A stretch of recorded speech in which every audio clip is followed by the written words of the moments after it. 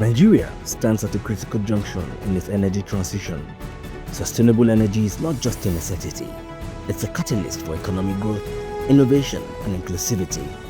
But to unlock its full potential, we need strong industry standards, inclusive STEM policies, and dedicated mentorship for women and young professionals in the sector. What are the challenges and opportunities shaping Nigeria's energy future? And how can policymakers, investors, engineers, and the public work together to make the sector more inclusive? Sustainable energy is important in shaping any country's economic development. Today on NESG TV, we'll be discussing how Nigeria can build a sustainable energy future. My name is Sheriff Aderibigbe, your host for today, and I have with me Professor Kafayat Adeyemi. She's an energy modeling expert, standards development expert, and she's into mentoring females in science, technology, engineering, and mathematics. You're welcome. Thank you very much. Good morning. Okay. Good morning, Prof. So, sustainable energy and economic development. We are looking at how, Nigeria as a country can infuse sustainable energy to grow our economy. A lot of the times, people have talked about loads of opportunities and challenges in this sector. In terms of how Nigeria can, have sustainable energy options. What are some of these challenges, and what opportunities can the country key into? Well, that's very interesting to me. Let's start with sustainable energy. When we say sustainable energy, what do we really mean? We're looking at affordable, accessible, and clean and reliable form of energy. So if we understand that, then we'll begin to look, how do we as a nation move towards achieving this or having sustainable energy? Just of recent, I think in January, we had the Tanzania Energy Conference mission 300 million. And that says that Africans, 300 million Africans should have access to what? Electricity by 2030. We also have the Sustainable Development Goal 7, that's access to affordable and clean energy by 2030. So these are the driving factors. So we're looking at it that we're looking at providing electricity to 300 million Africans. There are opportunities. As a nation, we all know we don't have to go into the issues in the electricity value chain in terms of generation, transmission, distribution. But then, in every challenge, there's an opportunity, as I say. And so, if we look at the electricity value chain in Nigeria, you can begin to say, okay, if we look at the cost of providing grid to the rural communities, it's huge in terms of monetary terms. So why don't we look at opportunities like mini grids in rural areas to provide this accessible form of energy for them to carry out their economic activities? Now we're also looking at global trends, go renewable, go clean energy. So why don't we explore solar energy in our home, solar home systems, solar energy for providing these energy sources we need? So there are a lot of things to be done. And I keep saying when I talk about this sustainable energy, you look at the low-hanging fruits. What do I mean by low-hanging fruit? We don't jump into what costs us money. Let's look at what we can do in terms of energy efficiency. How do we incorporate energy efficiency into our activities?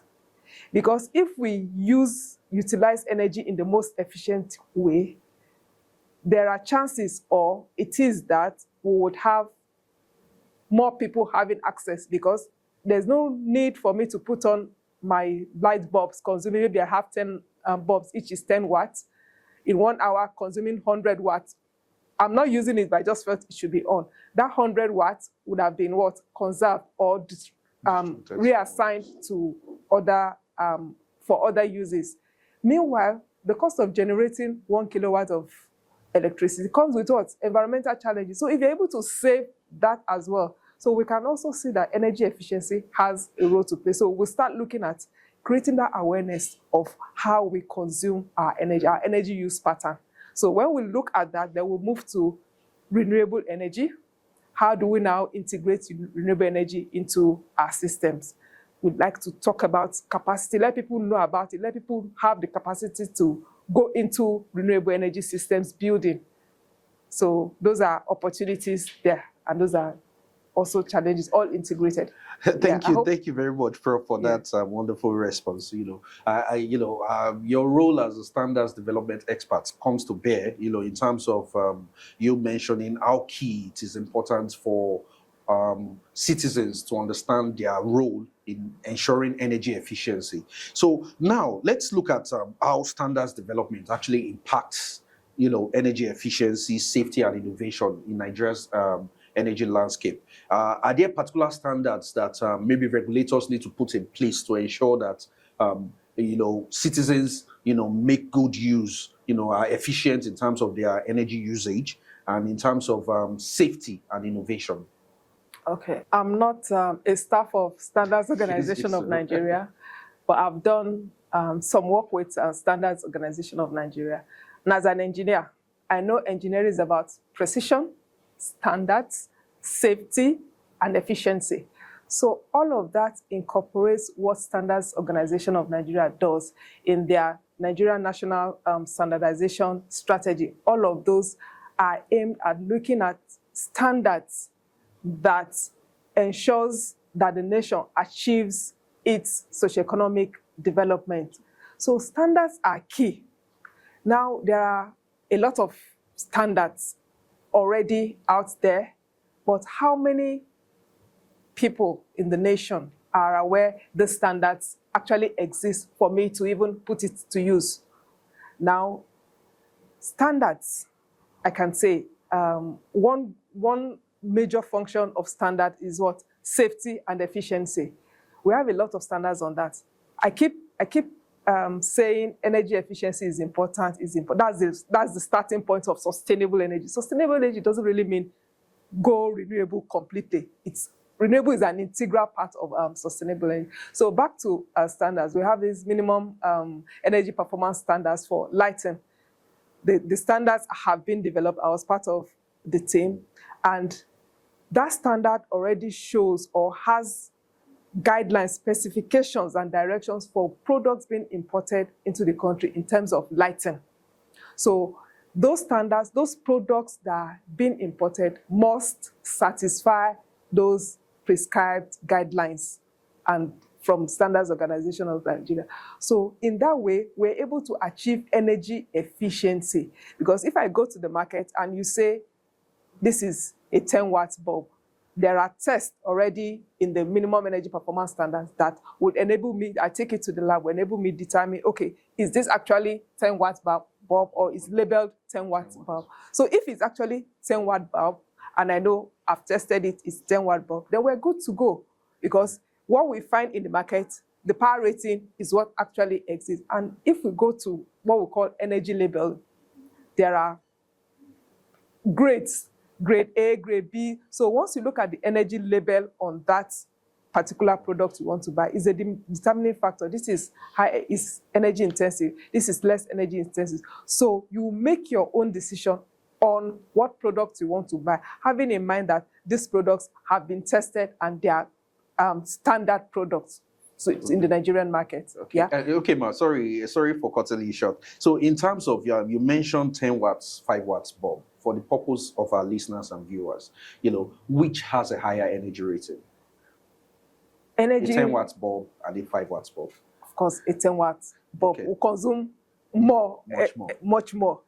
But there is this incandescent light bulbs. I don't know, this 60-watt black. Once it's on in a room and you go there, automatically you start having headaches.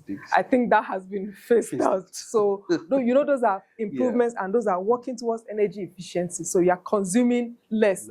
Meanwhile, achieving what you want to achieve with the use of utilization of energy. Yeah. Thank you so much, man. At least our audience, when you go to the market, it's better we buy a lower rated bulb, in terms of a 5 watts bulb will probably. Yes, they are called low emission diodes or low energy efficient bulbs. Okay, low energy efficient bulbs. Yeah. So I think that is much more better. So if you have the option of buying a 5 watts bulb, please buy a 5 watts bulb. LED bulbs, low emission diodes. Yes. Thank you very much. But so moving forward now in terms of energy modeling, how do you think that data-driven energy modeling, can help us, in terms of creating better policies, in terms of making better investment decisions and, long-term planning, for Nigeria's energy sector? Yeah, I like the last word you used in the question, long-term planning, because that's what we need. We need to plan.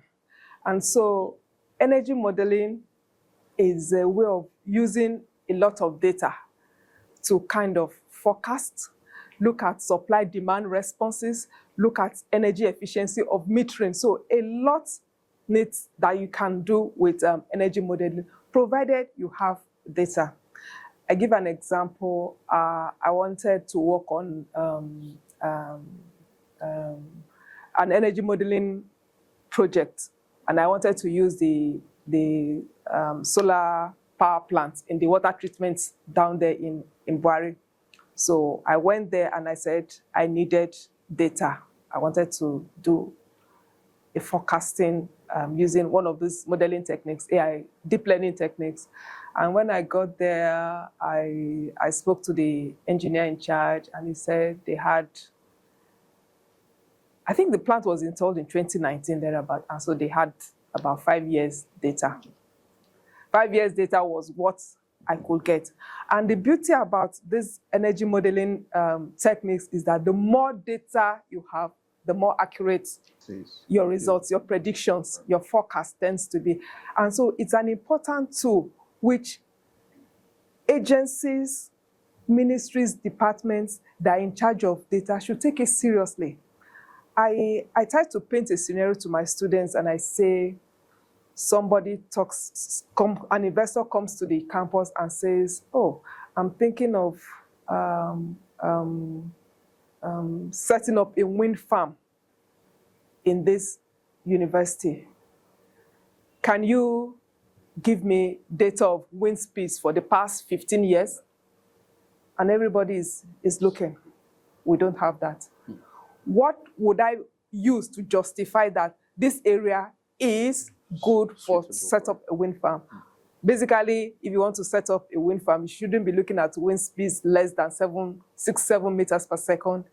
So do I have data, and then can I plot some, I don't want to go too technical. Yes. Can I look at the data and be able to say over a period of time, maybe 70% in a year, 70% of the time in the year, I can get wind speeds of 6-7 meters. That makes the project viable from the technical point of view. So data is very important, and which to some extent, we're not yet there in terms of data to work with, to plan with. And so that's what modeling is. It requires data, much data. Okay, so what do you advise? Do we need more strategic investments from the government, into our schools, to encourage energy modeling, so that we can have enough data, or do the regulators have more, more activities or more things to do? Yeah, we could look at it from different angles. Some organizations have data, but individuals that want to do research or want to do kind of modeling with those data will have to pay through their nose to access those data. So if data is available, it's very expensive. If data, on the other side, data is not available. So it's like if you have to pay hundreds of thousands to get data, I don't have that money. So indirectly, there must be more effort into research, funding of research. So if I have a funding, then I can go to the institution or the agency in charge of those data that I'm working on this funded project and I need data. I'll be able to pay for the data. But if I have to pay it get the money from my own pocket, it makes it difficult. So modeling is important in energy planning, energy forecasting, supply-demand responses. You want to see how energy supply, energy demand is interrelated. You'll be able to predict at what time, at what peak.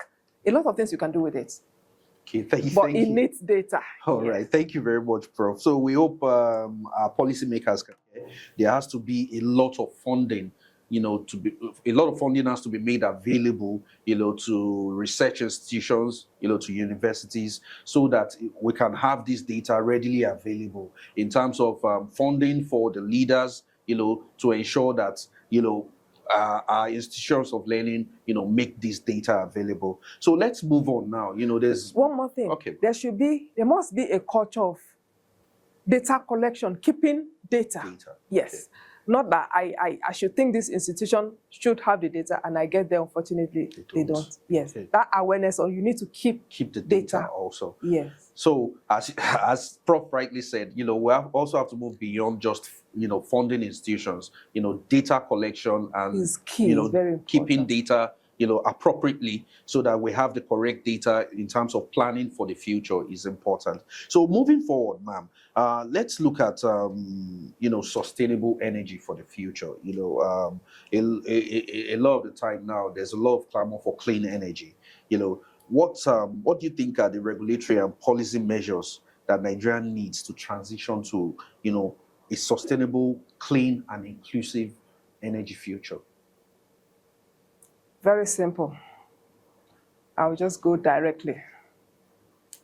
We need policies, regulatory frameworks. We don't need it. We have policies.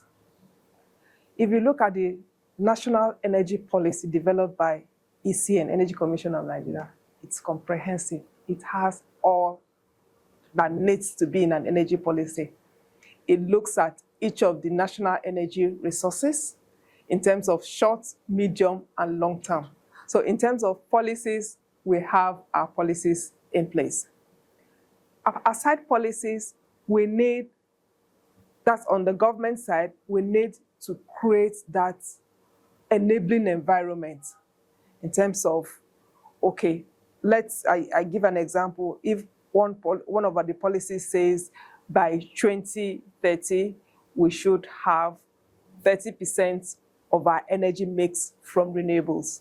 So what are we as a government doing in terms of that to make it attractive for people to come and say, okay, yes, I want to invest in renewable energies. There has to be that friendly, enabling environment to do business, subsidies, grants to tap into, and then policies that are steady, not somersaulting that, okay, I've initiated a project based on this policy, and all of a sudden the policy changes.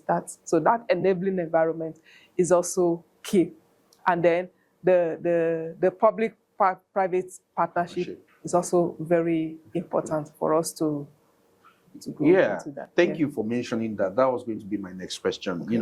Because the NESG, the Nigerian Economic Summit Group, is keen on collaboration between the public and private sector, but how do you think, especially for the energy field, how do you think that can help to drive investment, into the sector, and make Nigeria's energy sector more sustainable for the future? Yes, it's like we're still in the same topic. Yes. So for the private sector, they need to bring in, or they need to have the technology. They need to have the funding. Yeah. And then the government has to provide that enabling level playing ground for them, and also the policies for them to work with. And also if they need data, like I gave a scenario that, okay, I want to invest in wind. So give me that, and I'll see if I'm able to work out my cost-benefit analysis based on the data. So on the part of the government, policy and regulatory frameworks in place, enabling environments, information, data for investors to work with. And then the investors or the private sector aspect, they must have the technology, the capacity, and then the funding. The funding. That is required. Thank you so much, Prof. Okay. So it's true, collaboration is not just, by mouth. Every part, either the public or the private sector, needs to bring in their resources, in order for, a sustainable and successful, implementation of, whatever energy means we have. So, ma'am, moving forward now, let's talk about, you are a female, arguably in a male-dominated field. So now we'll talk about gender inclusion in energy and in the science, technology, engineering, and mathematics field, STEM. So what do you think are the strategies that can be implemented to encourage women, to pursue careers in energy, engineering, and STEM-related fields, especially considering that we are moving, we are close to the International Women's Day, and a lot of young girls out there are looking for mentors or people to push them, to go into these fields? Yes. Mentorship. And so, yes, I find myself in a male-dominated space, and I must tell you, I'm comfortable. Because I go to class every day, I hear, "Excuse me, sir, sorry, ma." I say, go ahead. At undergraduate level, we're just 2 females. Masters, I was the only female. PhD, I was the only female. So I'm always excited when I see ladies take up engineering. Of course, engineering, that's the space where I operate. So the most important thing is mentor those young ones. We owe them that responsibility, build them up, build their leadership skills, build their career skills. Take them to professional meetings. Let them network at their own level of understanding. Let them find a role model that would mentor them. That is key. Let them see, oh, I want to be like this person. And then let that role model keep mentoring them, supporting, guiding them on for every stage of their career. So mentoring is very important because it builds their leadership skills. It provides that support and guidance along the career path for them. So it's important. Okay, thank you. But specifically now, you are a lecturer at the University of Abuja. Are there specific mentorship programs or institutional support that you are aware of that maybe some universities or institutions provide to help bridge, the gender gap, for women in energy and technology sectors? Okay. For engineering in my university, we have scholarships for the best female in engineering, that encourages them.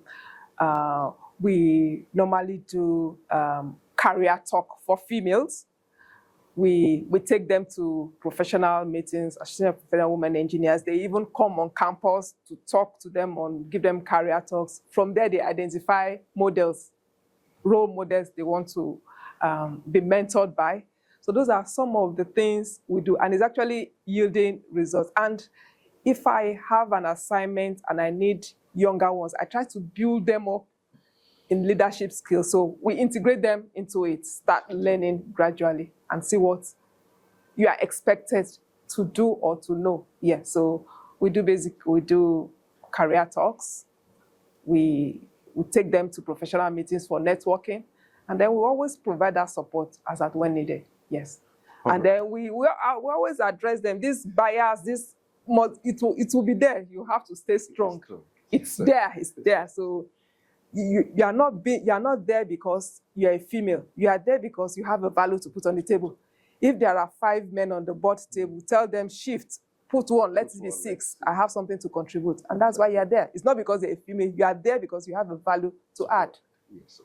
Yes. Thank you so much, Prof. So on a final note now, to our viewers and listeners, I want you to highlight maybe 2 or 3 measures through which they can contribute to a sustainable energy future for Nigeria in terms of, being maybe using energy efficient appliances. You are the professional, so I'm sure you have better ideas. Yeah. But for those watching and listening, Yeah. how do you think they can contribute to a sustainable energy future for Nigeria?